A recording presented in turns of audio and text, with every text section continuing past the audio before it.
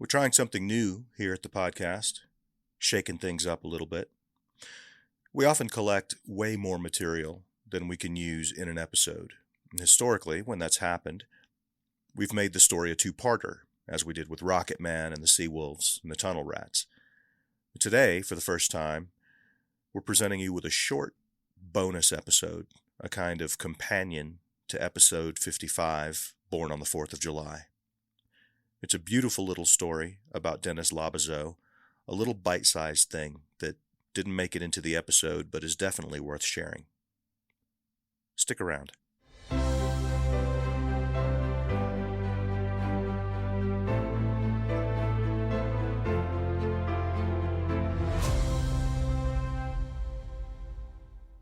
In episode 55, we introduced you to Joyce Washburn, who shared her story about Dennis Lobbezoo, one of 142 service members whose names are on the wall and who were born on the 4th of July.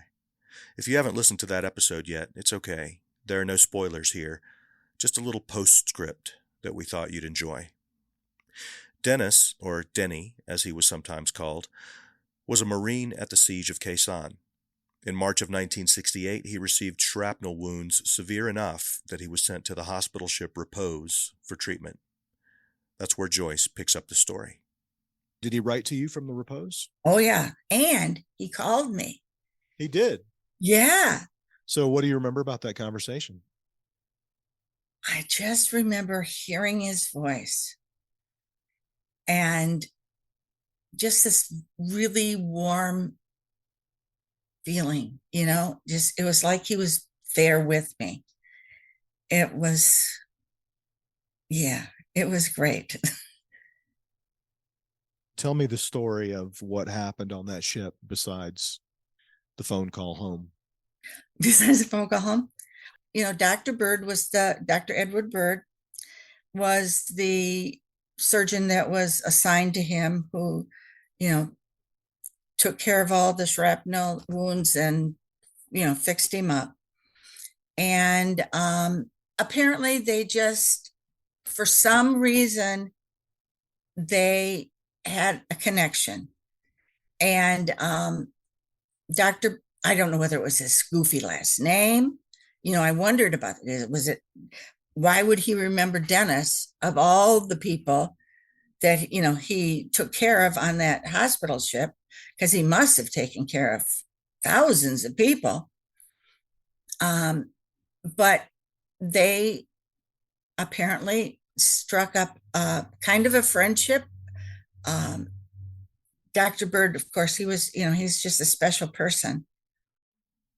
Upon his recovery, Denny was released back to his unit, and he was killed in action on the 6th of June. Here's an excerpt from a December 2013 article on Michigan Live.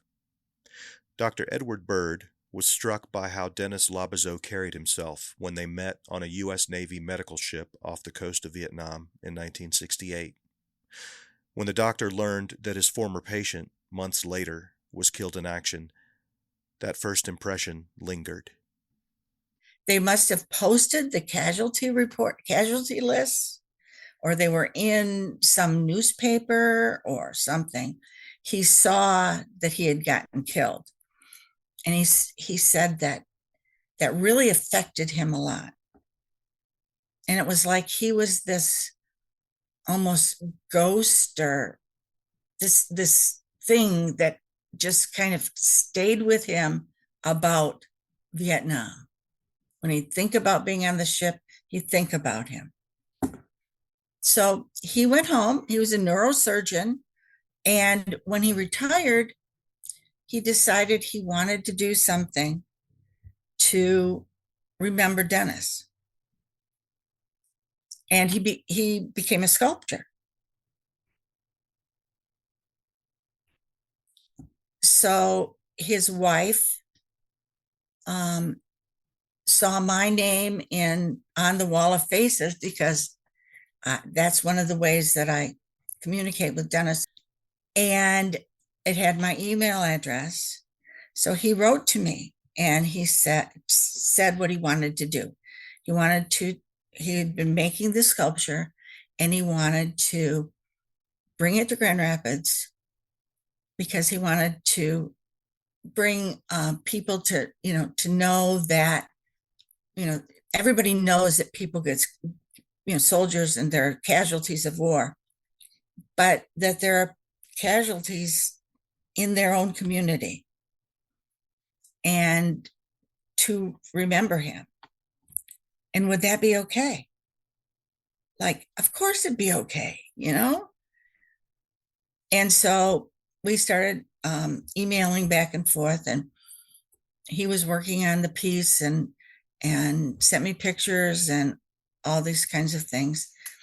And so then I started looking around where could we place it? Where could we put it that would the most people would see, and that it would, I talked to my state rep, and she said, don't put it at the veterans home because you never know where it might end up. It might end up in a closet. And so then I talked to the people of the city, and I just checked all over. And so then he came in January of 2014. Yeah, the headline in December of 2013 is Doctor Turned Artist Seeks Home for Sculpture. Yes. So he's looking for a place to put it. Right. So he came to Grand Rapids in January and brought it with him. Mm-hmm. It was a horrible snowstorm, of course. Just, horrible snowstorm. But he got here to change his flight and the whole thing. Mm-hmm. And I picked him up at the airport, and I got to see it. We had a great big dinner at the hotel where he was staying, and all sorts of my high school classmates came, and I invited his sister and brother to join us. And then we spent the whole next week looking at all these places. And the last place we went was Grand Valley State University, which is where I went to college. And they have a new campus in the downtown Grand Rapids. And the art director, because they have a huge art collection at Grand Valley, Henry Matthews, we met with him. And it was like, he said, we will take care of it. We will display it, and he went on and told us all the things that they would do. And I mean, that was the place. That was the place. So in November of that year, every year Grand Valley has a breakfast on Veterans Day morning for all their students that are veterans, and their alumni get invited too. And so after that breakfast, then they held the dedication, and the dedication in that, it's in the same building. It's right next to the library, and it's a place where people go by all the time. Mm-hmm. And he made the statue so that it would be short enough for people in wheelchairs to be able to see. He wanted everyone to be able to enjoy it and to learn from it. Joyce, what do you make of the fact that this doctor, I mean, this is decades later. I know. Decades later, like to the point where he probably needed to borrow photographs in order to make the sculpture, because he couldn't possibly have remembered what Dennis looked like. Well, he said it didn't matter whether it looked like him or not. But it did. Did it? What do you make of the fact that decades later, I mean, this guy went on to have an entire medical career. Exactly. And he's still thinking about Dennis. Yeah, this one guy. This one guy with a crazy name. Mm-hmm.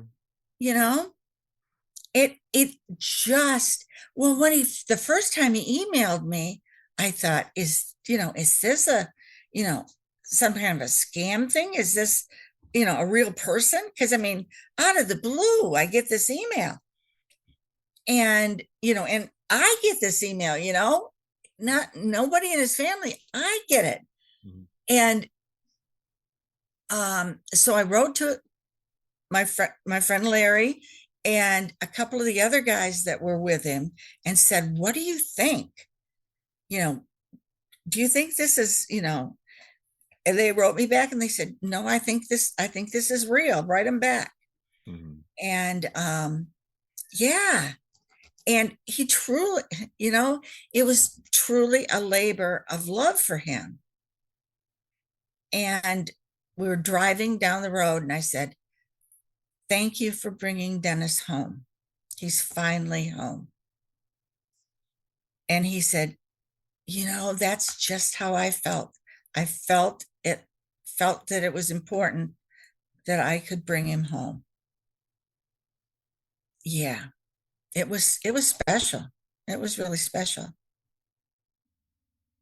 In the article on Michigan Live, Dr. Bird says, "I've always had this memory of Dennis in my mind and felt terrible about what happened to him, and I thought, here's my chance. I'm going to make some kind of memorial to him. It just seemed a terrible tragedy to me and upset me a lot. Why does somebody like this, who has all the qualities you'd want in a son of your own, why does he have to be over here in the mud and the jungle getting shot at?" We'll be back with another full episode this time next week. See you then.